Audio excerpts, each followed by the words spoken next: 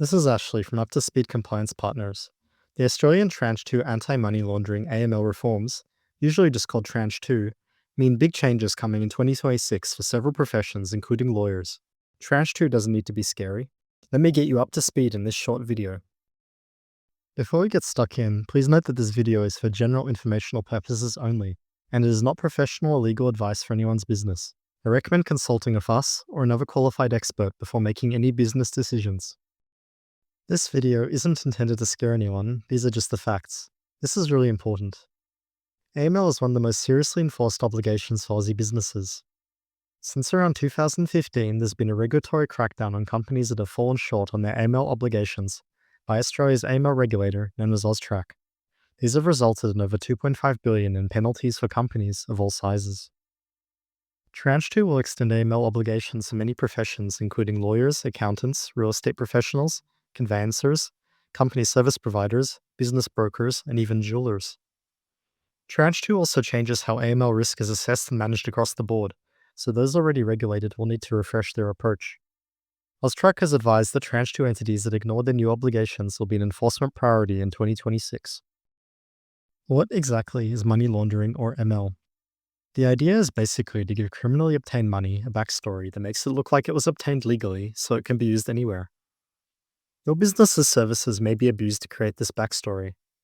The relevant law, the AML-CTF Act, requires regulated businesses to take a risk-based approach to control the risk of ML through their services, and to report to AUSTRAC when a customer appears to be involved in ML, fraud, tax evasion, identity theft, or other criminal activities. Not every lawyer will have AML obligations. Whether your firm will get them depends on whether you provide what are called designated services. These are services that AUSTRAC has recognized as carrying a certain level of ML risk.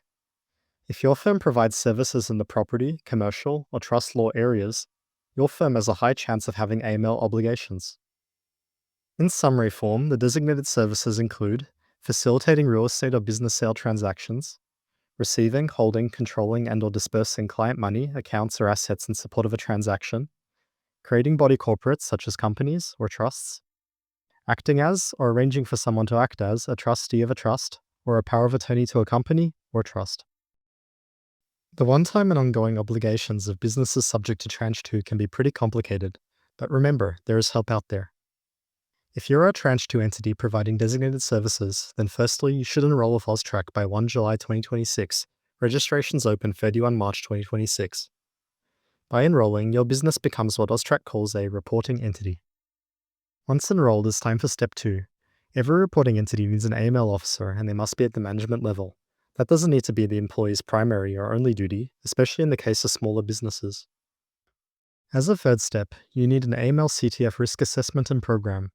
These documents lay out the policies and procedures that you apply to manage your business's AML-CTF risk. They're customized to your industry and the designated services you provide.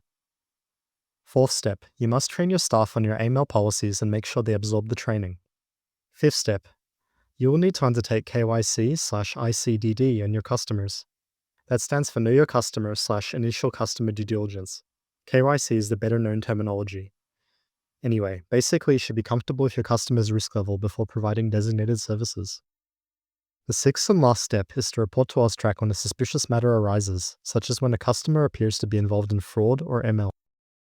If the new AML obligations aren't enough, they also come with obligations under the Privacy Act. AML reporting entities have privacy obligations when they provide designated services. This is even if the business is below the usual $3 million turnover threshold for the Privacy Act to apply. Your business will have to comply with the 13 Australian Privacy Principles or APPs in relation to the customer's personal information and sensitive information. There are similarities between the treatment of AML and privacy, with privacy also using risk assessments and a privacy policy that resembles an AML program.